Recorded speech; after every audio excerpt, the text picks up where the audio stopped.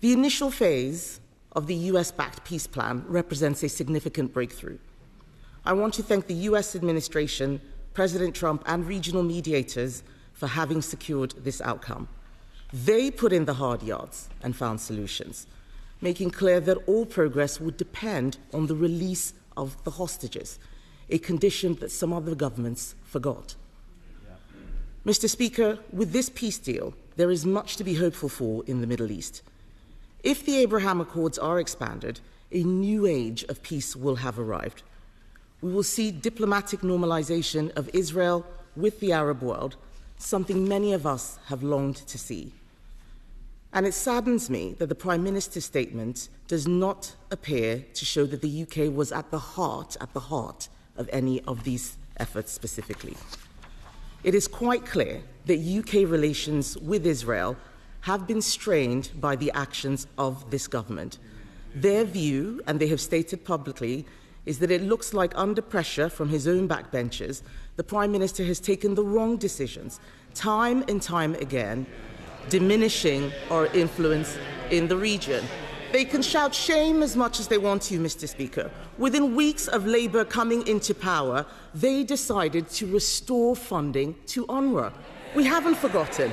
An organisation, they say yes, that's an organisation whose members assisted in the kidnapping of these hostages, the release which we are celebrating today.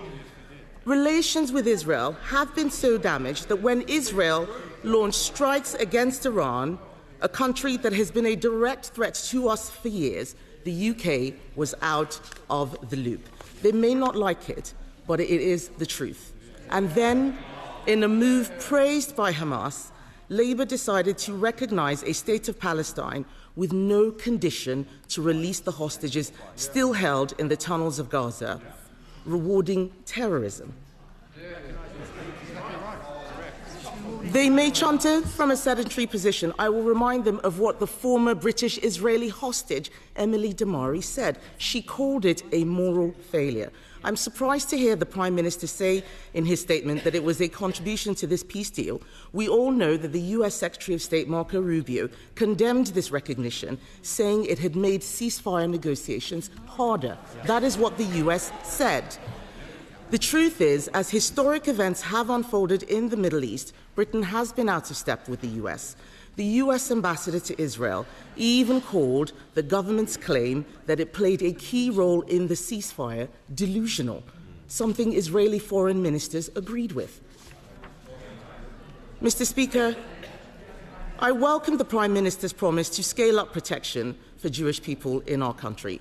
Britain has always been a sanctuary for British Jews.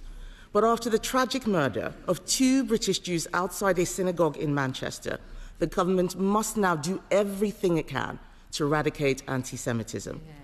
The anti-Israel protesters who have turned our streets into theatres of hate have been relatively silent about the good news of a ceasefire and hostage return, showing us their real motivation.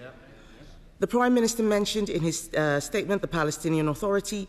Can he tell us whether the government's preference for the Palestinian Authority to take the reins in Gaza, if they have committed to end the pay-for-slay policies that reward families of terrorists for killing Israelis? Will it deal with anti-Semitism in education, and are they demonstrating any democratic progress? Mr. Speaker, there are also domestic implications. We need to strengthen our borders. Hamas is still running Gaza. Those who would be allowed to leave can only do so with Hamas's approval. We should not be bringing anyone to Britain with links to extremism, anti-Semitism, or to Hamas and other terrorists. So can the Prime Minister confirm whether he intends to bring people from Gaza to study, for healthcare, or for other purposes? And what measures are in place to ensure we are not importing extremism, anti-Semitism, or anyone linked to Hamas and other terrorists? Mr. Speaker, Britain is a great country and still a powerful one. We still have agency to shape the world around us. The government must do better and show it has the backbone to use Britain's power to make a better world.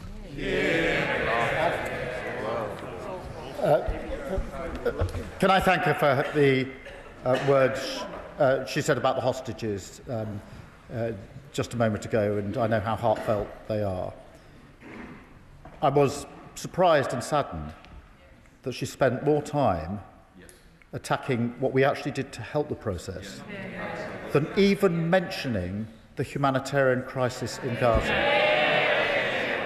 without setting out in terms the number of people that have been killed, that are starving, been subjected to denial of aid, when the immediate task for any serious government is to work with allies to get that aid in at speed. I would have expected at least an acknowledgement of that terrible situation.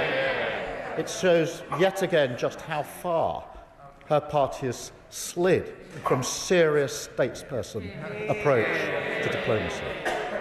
This is not the time for a fight about what role any individual played. I am proud of what Steve Witkoff said about our National Security Advisor. He was negotiating this. He knows absolutely the role we played, and this House should be proud that we played that role. We played that role only because of the relationship that this government has with the Trump administration. We are a trusted partner working both before this peace deal and afterwards. And yes, I did discuss recognition of Palestine with President Trump when he was over here. That's what grown-up, responsible partners do, unlike the discussion here. And I'd stand by my words that the first time in New York was the first time that other countries in the region were clear in their condemnation of Hamas. That was a key and important aspect of what has now happened. In relation to her questions, she will know from the reforms that have already been committed to, that the Palestinian Authority and any elections will not tolerate any election of individuals or parties that are not committed to a peaceful process. That is an absolute red line. It is part of the agreement. It's what we've been talking to other allies about for a very, very long time.